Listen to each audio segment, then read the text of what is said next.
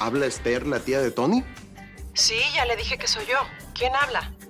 Un amigo. Bueno, ¡Ay! ¿Qué pasó? Diana, di algo. Algo. Si Carlos Lobo sale contento con lo que cocinen, prometo dejarlos participar en la competencia. Tony la Chef.